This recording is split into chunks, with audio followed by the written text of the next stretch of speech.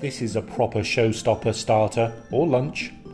Salty prosciutto encases a baked camembert surrounded by mushroom duxelles. Served with salad and crusty bread, your guests will love this. Here's the ingredients list. I'll put a copy of these down in the comments below so you can copy. Our first step is to finely cut the mushrooms to make the duxelles. I'm using a food processor to chop them finely, but you can do this by hand. It might just take a little time. Here we go. A chop like this is ideal. Now, finely chop the fresh thyme ready to add to the duxelles. Don't use dried thyme for this, as there isn't time for the herb to become soft. Use fresh. Let's melt the butter in a pan on a medium-high heat. Add the mushrooms.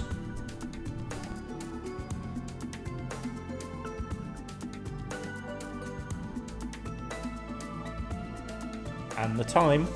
You can add a large pinch of salt and pepper now to season. Stir constantly on the medium-high heat for about 10 minutes. We're looking to drive away the moisture from the duxelles. The drier it is, the less chance of soggy pastry you'll have.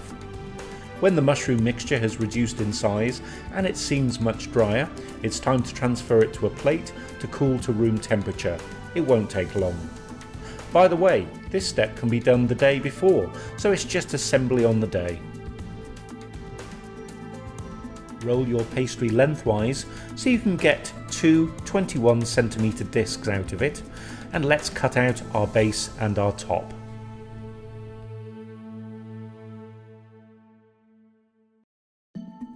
Place your base on a baking sheet covered in baking paper and dock or prick the base so it doesn't puff up during cooking.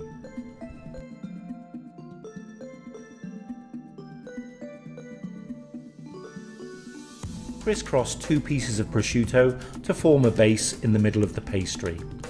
Add half our room temperature duxelles and form a packed circle roughly the size of the cheese.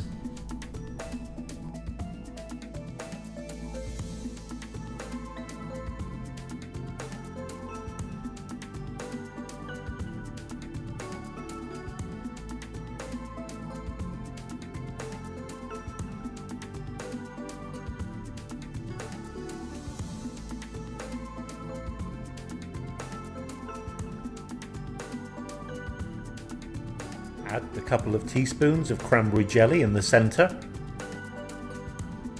Now add the room temperature cheese wheel on top.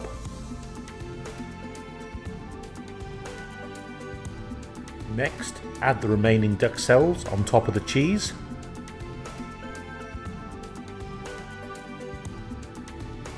Now we can cover the cheese and mushrooms with the remaining prosciutto to form a tidy, well, tidy-ish parcel.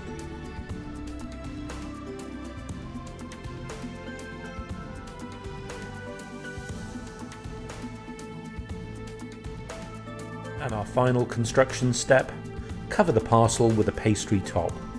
Trim any excess pastry from the bottom and roll the base to the top part of the pastry. Crimp the edges to seal. I'm sure you'll do a much prettier job than me.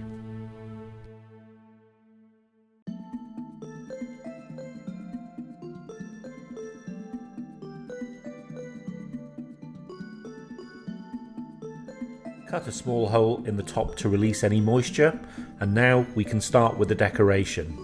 I'm going simple, just like me. I'm just cutting a spiral design into the pastry for a bit of texture, but the design you add is up to you.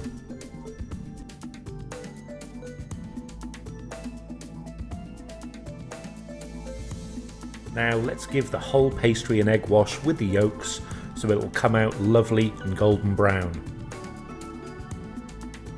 And into the oven 190 degrees centigrade for about 25 minutes. And voila, the finished item. This needs to sit for 15 minutes now, as the centre will be far too hot and gooey. It needs time to set a little. Now this is a fitting tribute to all us cheese lovers. If you like this video, why not subscribe and see what's coming up next?